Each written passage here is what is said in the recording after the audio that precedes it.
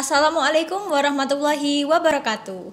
Halo teman-teman semuanya, selamat datang di podcast FKIP dan kembali lagi dengan saya Elvira Putri Amalia dari Prodi Pendidikan Bahasa Inggris. Nah, hari ini kita sudah kedatangan teman-teman yang cantik-cantik nih. Nah, yuk kita sapa dulu. Halo, selamat siang Depi dan Bella. Selamat siang. Oke, bagaimana kabarnya? Alhamdulillah. Baik ya. Baik. Alhamdulillah sehat-sehat semuanya ya. Alhamdulillah. Oke, mungkin bisa perkenalan dulu satu persatu dari Kak Depi. Oke, halo teman-teman semuanya. Perkenalkan, nama saya Depi Triana, mahasiswa program studi pendidikan bahasa Inggris semester 5 dari FKIP Umpo.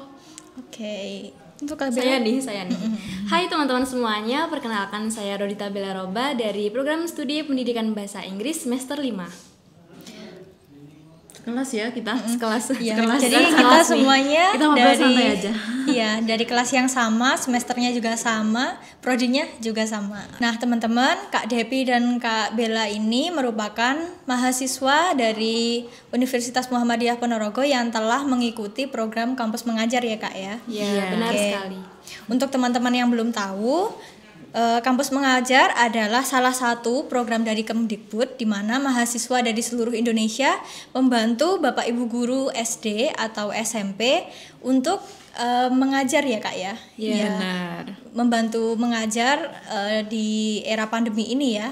Ya khususnya pada literasi dan numerasi. Oke, kalau boleh tahu nih Kak, di mana nih masing-masing penempatan sekolahnya? Dan bisa dijelaskan juga untuk lokasi, akses, dan lain-lainnya dari Kak Bella dulu. Oke, saya dulu ya. Kak Depi dulu. Oke, jadi alhamdulillah kemarin saya diterima di program Kampus Mengajar 2. Nah, dan pada Kampus Mengajar 2 ini saya ditugaskan di SDN 1 Merayan. Nah, ini jadi masih satu kecamatan nih sama rumah saya. Rumah saya juga ngerayun. Oh iya. Iya, rumah saya juga ngerayun. Tapi butuh sekitar 50 sampai 1 jaman untuk ke sana karena lokasinya cukup jauh dari rumah saya. Dan untuk akses jalannya itu ya kalau untuk orang yang sudah terbiasa di pegunungan ya biasa-biasa aja gitu ya. Not really nggak begitu sulit lah. Tapi kalau untuk kayak misalnya nih Mbak Bella ke sana orang kota gitu pasti maksudnya dari Ponorogo aja itu pasti udah olahraga jantung, soalnya jalannya naik turun, terus jalannya juga berlubang-lubang gitu teman-teman. Mungkin kalau teman-teman yang belum pernah ke Ngerayun, gimana ya? Bisa explore.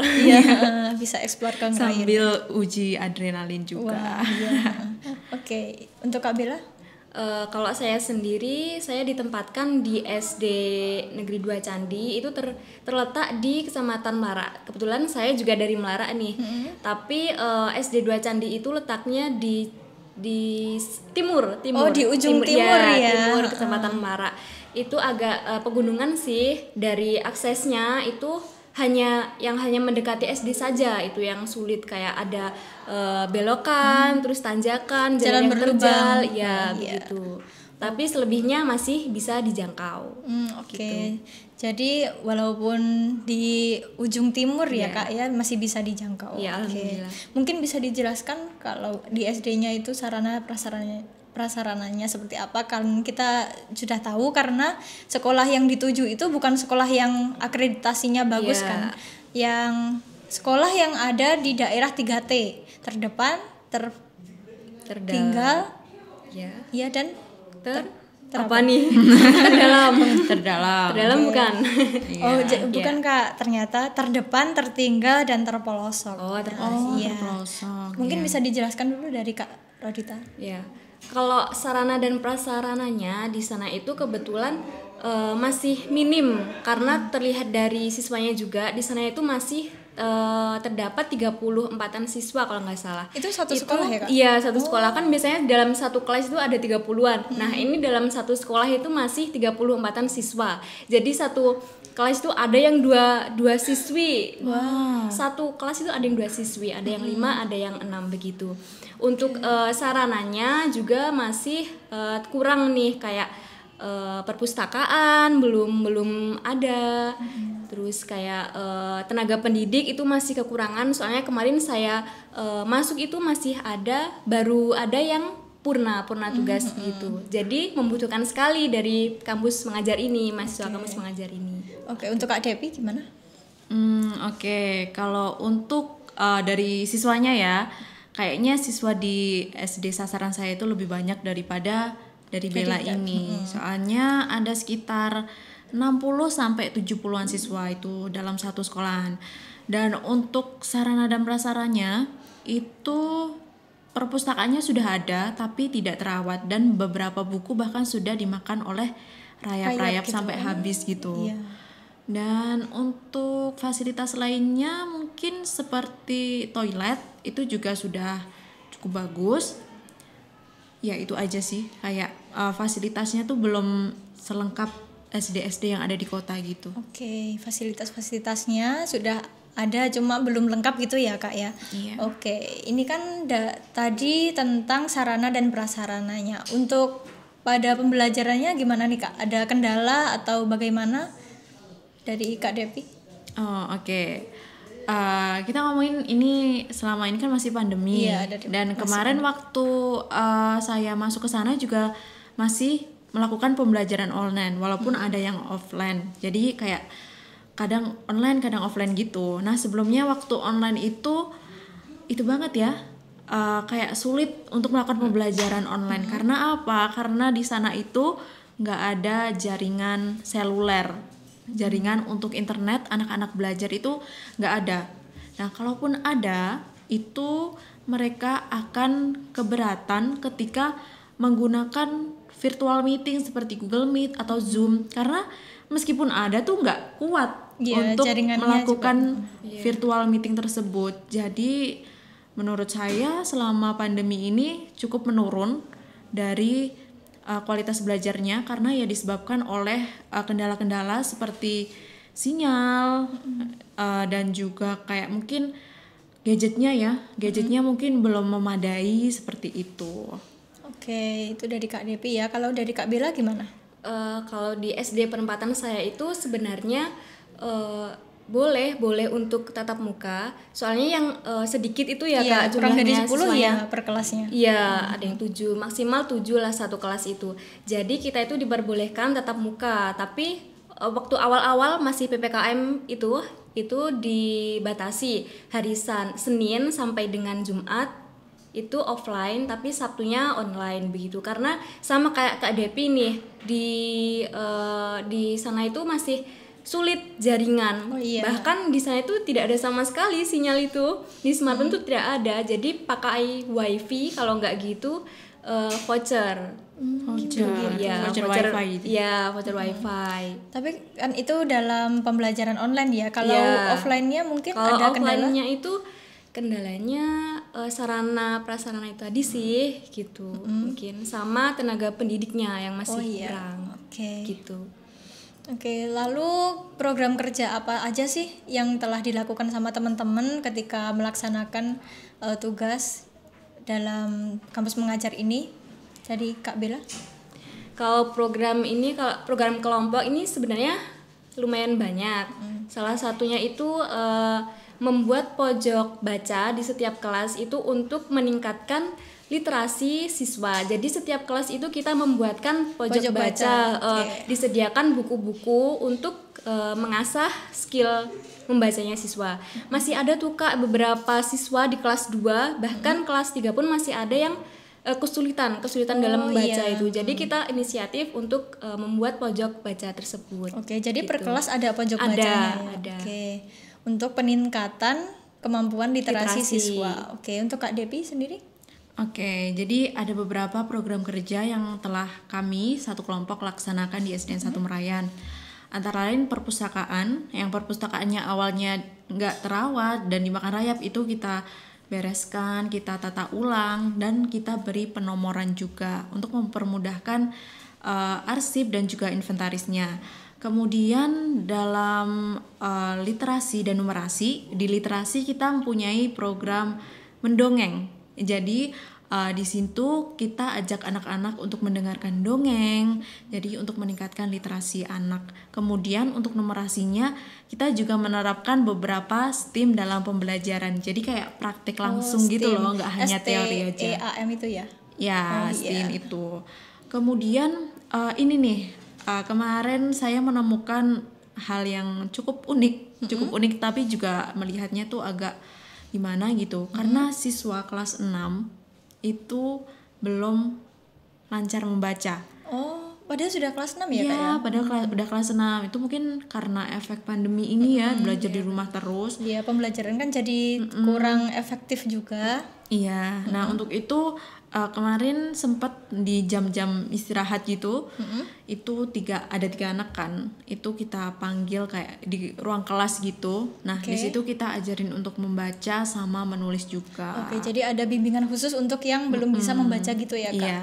Oke, jadi dari Kak Depi tadi membantu administrasi perpustakaan seperti penomoran buku dan penataannya, lalu ada program khususnya untuk yang belum bisa membaca ya, Kak. Oke. Kalau proker pribadinya nih, Kak, ada nggak sih? Kalau dari prodi kan kita prodi pendidikan bahasa Inggris nih, lalu kita mengimplementasikan apa sih kalau dari prodi bahasa Inggris ke SD itu? Oh, jadi saya kan base-nya di program studi pendidikan bahasa Inggris nih. Saya melaksanakan kayak pembelajaran Inggris tapi masih kayak awal dasar-dasarnya dasar-dasarnya begitu, kayak vocabulary di sekitar kelas, di sekitar sekolahan begitu. Jadi dilaksanakan waktu selingan di pembelajaran gitu, Kak, biar tidak boring istilahnya begitu kan. Misalnya siswa Kak bosen gini pengen main, pengen ini, jadi kan kita saya itu inisiatif untuk mengajarkan bahasa Inggris itu. Oke, di sela-sela pembelajaran gitu ya, Kak. Dan kebetulan kan SD tidak ada ya. Sekarang SD-nya jarang yang ada pendidikan bahasa Inggris. Kecuali kalau swasta pasti ada. Oke, kan tadi saya dengar ada yang bosan mau main. Nah, gitu mungkin ada proker yang seperti permainan atau gimana? Mungkin menggunakan proyektor atau dari laptop kan seperti yang dikatakan tadi di SD kan sarana dan prasarananya mungkin belum ada atau gurunya belum pernah menggunakan proyektor atau bagaimana? Mungkin ada atau tidak? Ada sih.